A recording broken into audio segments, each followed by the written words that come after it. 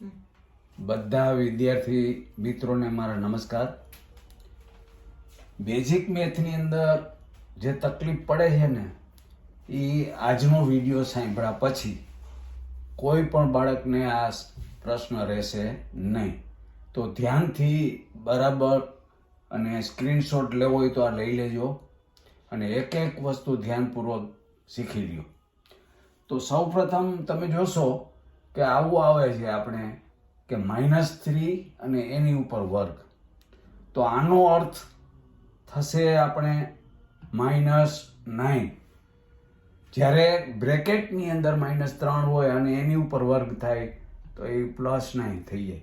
એટલે આ ખાસ ધ્યાન રાખજો કે બ્રેકેટ જ્યાં જરૂર હોય ત્યાં બ્રેકેટ કરવો જ પડે છે અને બ્રેકેટ ન હોય ત્યારે માઇનસ સાઇન રહેશે અને 9 થશે. બીજું કે એ અને બી નો ગુણાકાર કાઉસ અને એની ઉપર જો વર્ગ હોય તો એની કિંમત થશે એ નોય વર્ગ થાય અને બી નોય પણ વર્ગ થશે. આ ખાસ ધ્યાન રાખજો. અને જો ગુણાકારને બદલે પ્લસ આવે અને કાઉસ ઉપર વર્ગ હોય તો એની કિંમત આપણે ચેન્જ થઈ જશે કે એ વર્ગ પ્લસ 2ab પ્લસ બી નો વર્ગ. એટલે આ બેનો ડિફરન્સ ખાસ ધ્યાન રાખજો. વચ્ચે ગુણાકાર હોય અને એનો વર્ગ આપણે કરીએ ને ત્યારે એક એકનો વર્ગ જ ખાલી થાય અને વચ્ચે જો પ્લસની સાઇન હોય તો આ એક આઈડેન્ટિટી બની જાય છે. હવે બીજું કે કોઈ એક જ સંખ્યાનો 2 વખત ગુણાકાર થાય તો આપણે જાણીએ છીએ કે એનો વર્ગ થશે. પણ એ જ સંખ્યાનો જો સરવાળો કરીએ ને તો એ 2 વખત એ સંખ્યા ગણવામાં આવે કે a વત્તા a એટલે 2 વખત a એટલે કે 2 ગુણ્યા a કહેવામાં આવે. એટલે આ બેમાં ઘણીવાર બાળકો ભૂલ કરતા હોય છે કે ગુણાકાર કરે એમ જ અહીંયા એનો વર્ગ કરતા હોય છે. પણ સરવાળાની અંદર એ કેટલી વખત છે તો કે 2 વખત છે તો 2a કહેવાય. એ 3 વખત હોય તો 3a કહેવાય. હવે આગળ જોઈએ કે વર્ગમૂળની અંદર જ્યારે a ડોટ બી હોય એટલે કે a ગુણ્યા b હોય ને તો એ વર્ગમૂળને આપણે વર્ગમૂળ a ડોટ વર્ગમૂળ b આવી રીતે ગુણાકારમાં અલગ અલગ લખી શકાય. પરંતુ જો અહીંયા પ્લસ હોય a વત્તા b વર્ગમૂળની અંદર પ્લસ હોય તો એની કિંમત આપણે આની જેમ લખી શકાય નહીં. એટલે એને એમ જ લખવી પડશે આપણે. એટલે આ ભૂલ ઘણીવાર કરતા હોય છે બાળકો. તો એ હવે કરવાની જરૂર નહીં રહે તમારે. આ ખાલી સ્ક્રીનશોટ લઈ લેજો અને ભૂલ ન થાય એનું ધ્યાન રાખજો કે વર્ગમૂળમાં ગુણાકાર હોય તો ઇન્ડિવિજ્યુઅલી વર્ગમૂળ a ગુણ્યા વર્ગમૂળ b લખી શકાય. પણ વચ્ચે જો સરવાળાની નિશાની હોય તો આપણે એની કોઈ પણ કિંમત આગળ કેલ્ક્યુલેટ ન કરી શકાય. એનું એ જ લખવું પડે.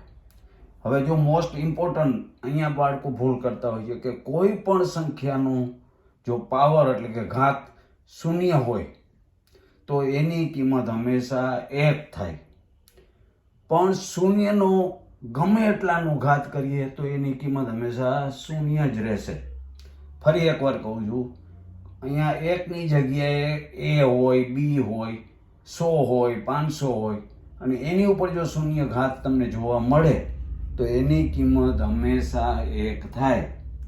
પરંતુ 0નો 1000 ઘાત કરો કે 500 ઘાત કરીએ કે 5000 કરીએ કે 1/2 કરીએ તો એની કિંમત હંમેશા 0 રહે. આ ખાસ ધ્યાન રાખજો.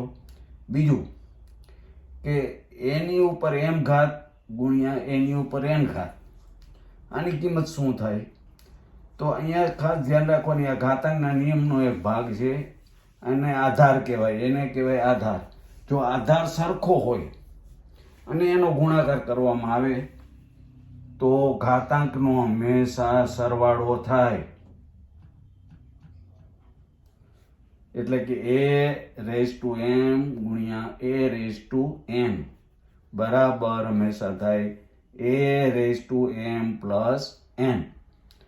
પરંતુ આ ગુણાકારને બદલે સરવાળો આવે તો કોઈ દિવસ આની કિંમત આગળ વધારી શકાય નહીં, એટલે એની એ જ લખવી પડે. એટલે આ બે વચ્ચે ભૂલ નહીં કરવાની. હવે બીજો એક મોસ્ટ ઇમ્પોર્ટન્ટ પોઈન્ટ આવ્યો કે કોઈ પણ સંખ્યા હોય, ચલ હોય અચલ હોય, અને એના છેદની અંદર જ્યારે શૂન્ય આવે તો એની કિંમત કોઈ દિવસ કાંઈ મળે નહીં અને એને અનંત કહેવામાં આવે. એટલે આ જો આપણે ભૂલ કરશી તો ગણિતના બધા જ નિયમો ખોટા સાબિત થાય. 2 બરાબર 1 તમે સાબિત થઈ જાય જો આવી ભૂલ કરો તો. 200 બરાબર 100 સાબિત થઈ જાય.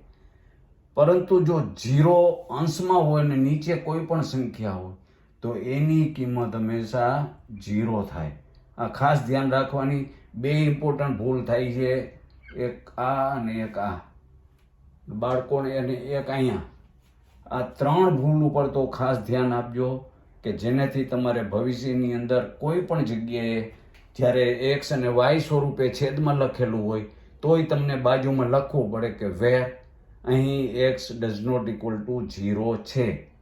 નહીતર આપણે ગણિતના બધા નિયમો ખોટા સાબિત થઈ જાય છે. Thank you very much.